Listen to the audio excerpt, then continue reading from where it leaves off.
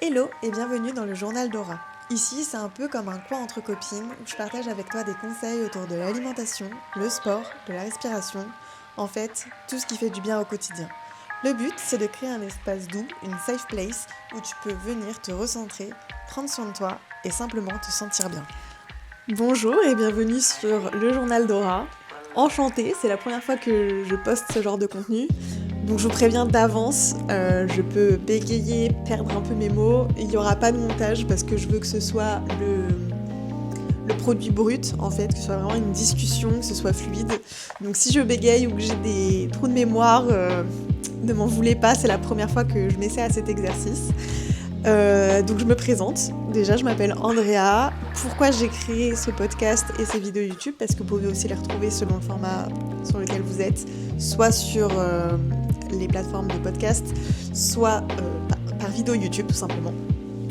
Donc j'ai créé le journal d'Aura pour tout simplement donner des conseils sur le bien-être, sur tout ce qui peut nous faire du bien au quotidien, sans que ce soit des choses trendy, très chères, qui soient encore de la société de surconsommation. C'est pas forcément mon credo, même si forcément des fois il faut passer par là pour se sentir mieux, que ce soit par des tisanes, des cahiers de journaling, j'en sais rien. Des fois il faut passer par là, je trouve que c'est des outils qui sont maintenant essentiels pour la santé de notre corps et de notre esprit et donc voilà, mais je donne aussi des conseils par exemple, j'en sais rien, sur des exercices de respiration, sur comment bien faire son journaling. On a juste besoin d'un cahier, on n'a pas besoin d'aller en acheter un à 400 €. Donc voilà. J'ai créé donc le journal d'Aura pour ça, et aussi parce qu'il est en lien donc avec ma boutique, même si je vous le dis, pour moi le bien-être ne passe pas par la surconsommation, mais retrouver sur une plateforme tous les outils dont moi j'aurais eu besoin à l'époque, en fait, c'est ça qui m'a inspirée. J'aurais voulu qu'il y ait un endroit où justement je peux retrouver tout ce dont j'avais besoin. Donc vous aurez le lien en description. Mais donc ça s'appelle Aura eShop. Dessus, je peux autant mettre à disposition donc, des cahiers de journaling que de l'encens, que des huiles essentielles, que des bagues anti-stress, franchement, des cahiers d'écriture, donc de journaling, je l'ai déjà dit, mais des cahiers de coloriage, c'est ça que je voulais dire, des bijoux lithothérapie, enfin bref, ce genre de choses, mais aussi un espace qui s'appelle Slow Note, qui va être en rapport donc avec cette ligne de podcast, où en fait je vais donner des conseils. Donc là par exemple, le podcast d'aujourd'hui c'est comment vivre avec son cycle, qu'est-ce que le cycle thinking, et vous aurez en fait une sorte de compte-rendu écrit sur mon site directement dans la partie solo notes qui vous permettra de retrouver toutes les informations. Voilà, je pense que j'ai posé les bases.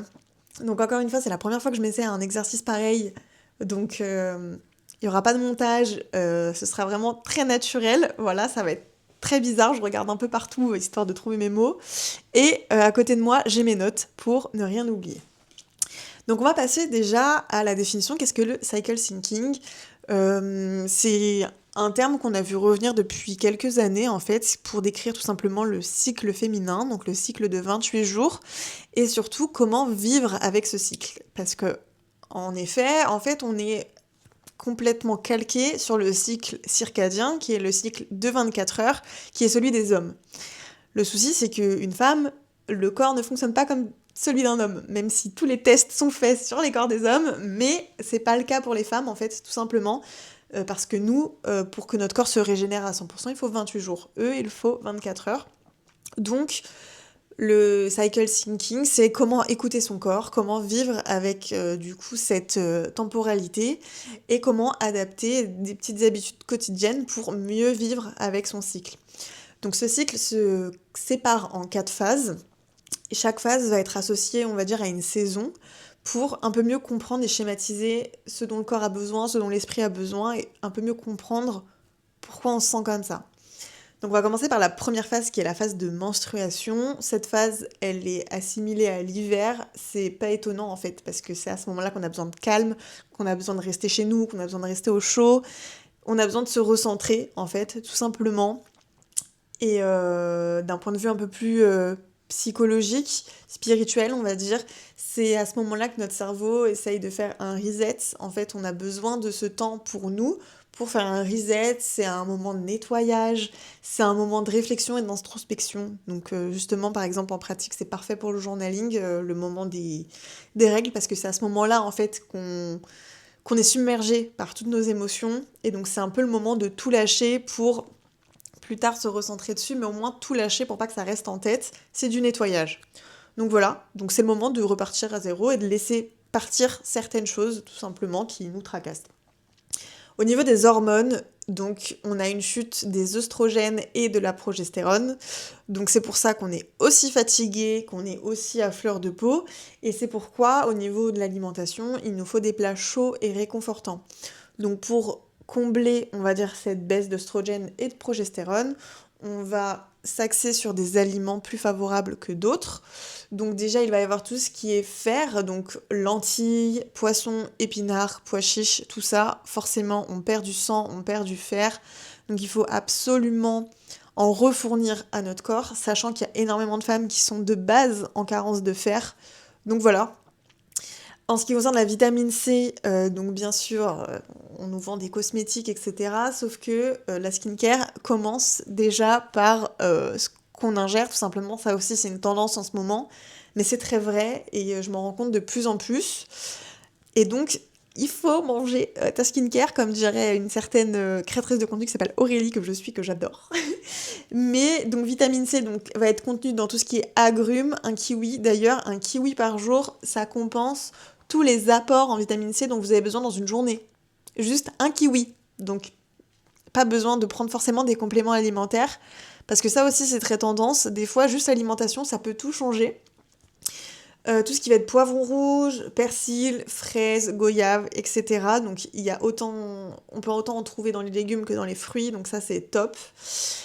Il va aussi y avoir tout ce qui est oméga 3 et anti-inflammatoire. À ce moment-là, le corps il est hyper stressé, il est hyper inflammé parce qu'il est en douleur tout simplement. Enfin, il se passe quelque chose de fort quand même dans le corps, donc il est hyper stressé.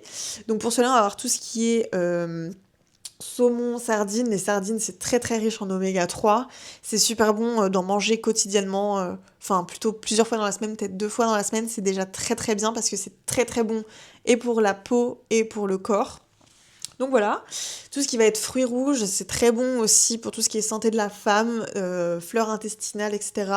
Légumes verts, curcuma à toujours activer avec du poivre, sinon il n'a pas d'effet pour le corps. Et des graines de chia qui vont aider à la digestion, qui vont vraiment aider à drainer. Voilà, donc les graines de chia, soit dans du kéfir, ça marche encore mieux, soit dans de l'eau chaude avec un peu de citron. N'en prenez pas trop parce que ça peut faire des occlusions, c'est hyper dangereux, je vois des tendances de gens qui en boivent des litres par jour, c'est hyper dangereux à ne surtout pas faire. C'est avec modération, de toute façon c'est comme tout en excès c'est mauvais. Donc voilà. Et des boissons chaudes, donc des infusions, de l'ortie, de la framboise. Voilà, tout ça, tout simplement. Niveau sport, donc on sait qu'on est fatigué, on n'en peut plus, on est à bout de notre vie, c'est normal, on est en train de perdre du sang, tout simplement. Donc ça va être tout ce qui est sport doux, si vraiment on veut continuer à faire du sport et à se dépenser, ça va être de la marche, du yoga doux, des étirements, mais vraiment, faut éviter de stresser encore plus son corps, tout simplement.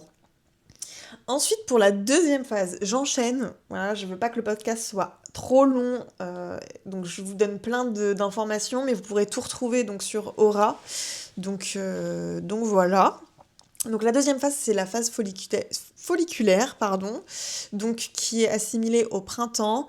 C'est la renaissance, forcément, on vient de passer une semaine de douleur, donc là le corps il revit, il y a une hausse de nouveau de certaines hormones, notamment l'œstrogène et la dopamine. C'est pour ça qu'on se sent revivre après les règles.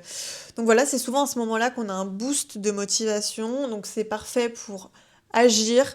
On aime un peu plus être sociable, enfin on est un peu plus ouvert. C'est vraiment... on éclot quoi finalement, on revit tout simplement. Et surtout, le cerveau assimile super bien les informations, donc faut pas hésiter à lire, à regarder des vidéos éducatives, des podcasts, à écouter ou voir cette vidéo, tout simplement. Ça peut vraiment aider, en tout cas dans cette période, à assimiler les informations, plutôt qu'en période de règles, ça c'est sûr, on est totalement déconnecté. Donc ça peut être aussi sympa si, j'en sais rien, moi par exemple j'aime l'art et j'essaye d'en apprendre de plus en plus. Je pense que ça se voit derrière moi. Mais bah, c'est bien dans ces périodes-là, en tout cas, de prendre des notes sur des sujets qui nous intéressent vraiment. Le cerveau assimile vachement plus à ce moment-là. Voilà, qu'est-ce que je peux vous dire d'autre? Donc oui, je vous ai dit qu'il y a une augmentation donc, des hormones, d'où le pic de motivation. En ce qui concerne la nutrition, on a une meilleure digestion que pendant nos règles. On peut opter pour les jeûnes intermittents pendant cette période-là. C'est vraiment déconseillé de le faire en temps de règles. Là, on peut le faire sans souci.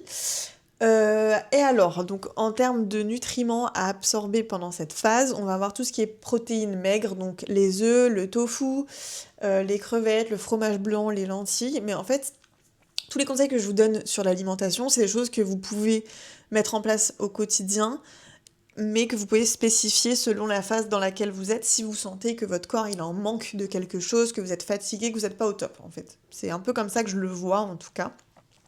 On va aussi mettre des glucides complexes, donc tout ce qui va être patates douces, quinoa, avoine, sarrasin, et pour aider les œstrogènes à augmenter encore plus et donc à regagner de la motivation, on va s'axer sur tout ce qui est graines de lin, graines de courge. Donc ça, parfait à saupoudrer dans les salades, même sur des légumes grillés au four, franchement, ça peut être très sympa. Ensuite, on passe à la période d'ovulation, donc qui est considérée comme l'été, qui elle va durer 1 ou 2 jours, tout simplement, qui va arriver au 14e, 15e jour du cycle. Donc c'est la période où on a le plus fort magnétisme, où on rayonne et où on a une forte force d'attraction. Si vous manifestez les filles, c'est le moment, on attire ce qu'on veut à nous finalement, voilà. Au niveau des hormones, il y a un pic d'œstrogène et de testostérone, donc pareil, la nutrition, elle doit soutenir tout ça, et elle doit permettre de réguler la température du corps, parce que on a une hausse de la température. Voilà, donc c'est bien aussi de bien s'hydrater à cette période-là, pour pas être en déshydratation, tout simplement. Donc on va privilégier tout ce qui est fibres, donc fruits rouges, légumes verts, tout ce qui est donc agent hydratant, donc tout ce qui va être melon, concombre, tomate, enfin voilà. Et les bons gras, donc saumon, sardines, avocat, huile d'olive, noix, skyr ou encore graines de chia. En ce qui concerne l'activité physique, vous êtes au summum de votre forme. C'est le moment de faire vraiment des séances intenses avec des hits, franchement, au taquet. Voilà. Et la dernière phase, donc c'est la phase lutéale, donc c'est la phase entre l'ovulation et les règles. Donc la semaine qui est juste avant, qui est même parfois plus dure pour certaines filles que la phase des règles, c'est mon cas par exemple. Cette période, elle est associée à l'automne parce que c'est le moment où on veut se recroqueviller sur soi, on veut se recentrer sur nous, s'isoler un peu plus parce qu'on sent en fait que ça y est, ça commence à chuter. Donc c'est le moment où le corps se met à stresser le plus avant l'arrivée des règles. Donc on est assujetti au stress, on se referme sur soi-même et on a besoin de repos. Voilà, il faut s'écouter les filles, vraiment. Il n'y a aucune honte ou aucune culpabilité à avoir à prendre du repos. Donc voilà. Côté hormones, il y a une chute brutale de la progestérone et de la sérotonine, d'où la baisse de morale également. Et c'est pourquoi la nutrition, elle va venir soutenir cette baisse, parce qu'en fait, il faut éviter les sucres rapides pour éviter les pics de glucose et d'énergie qui sont très courts. Le corps, il a besoin d'énormément d'énergie à ce moment-là parce qu'il y a une chute énorme des hormones. Donc il faut bien s'alimenter, même si c'est à ce moment-là qu'on a envie des pires sucreries du monde. Sauf qu'en fait, c'est agréable sur le moment, mais ça dessert le corps et c'est ce qui engendre la fatigue plus, l'irritabilité, pardon, tout ça. Donc, ce qui est conseillé, c'est les glucides complexes, donc pareil, toujours patates douces, avoine, sarrasin et lentilles. Tout ce qui est magnésium, donc chocolat noir. Il y en a aussi dans le quinoa, dans les épinards, les kiwis toujours, tout ce qui est amandes, saumon, etc. Et pour aider la hausse de la progestérone, donc pour éviter qu'elle chute trop, on va s'orienter vers les graines de sésame et de tournesol. Tout ça, on peut aussi, comme les autres graines, les mettre sur tout ce qui est légumes rôtis, salades. On peut même les broyer, les saupoudrer en poudre, ça ne se sent même pas dans les mélanges. C'est Léa Wellness qui préconisait ça, je crois. Et c'est une très bonne idée. Je l'ai pas encore testé, j'avoue, parce que moi, les graines de courge, les graines de chia, je les mange comme ça, il n'y a aucun souci. Mais donc voilà. Et là, on va réduire l'activité sportive à des sports plus doux, donc tout ce qui est yoga doux, la marche, voilà, parce que le corps ne va pas pouvoir supporter sinon. Voilà, c'était un pitch très rapide. Je pense que j'ai parlé très très rapidement, mais ça viendra avec le temps. En tout cas, maintenant, vous savez à peu près tout sur l'alimentation et sur l'activité sportive à adopter avec chaque phase. N'hésitez pas à poser des questions. Voilà, je serai là pour répondre, bien entendu. Et surtout, encore une fois, il n'y a aucune obligation. Il faut tester ce qui marche le mieux avec soi-même, avec son corps, avec ses envies aussi, tout simplement. Parce que faut pas se forcer, tout simplement. Si on mange mais qu'on trouve plus de plaisir, je trouve que c'est vraiment un sacrilège. Donc voilà, tout simplement, prenez soin de vous, adaptez-vous à vous, tout simplement. Ne prenez pas des routines toutes faites qui doivent convenir à tout le monde. Faut pas se forcer. Pour moi, ouais, le meilleur conseil, en tout cas que je peux vous donner, c'est écoutez-vous et surtout faites les choses par plaisir. Voilà. J'espère que ce premier podcast vous aura plu. Je suis un peu angoissée, voilà, c'est pour ça que je parle très vite. Mais je vous dis à bientôt sur Slow Note. Et puis voilà, bisous!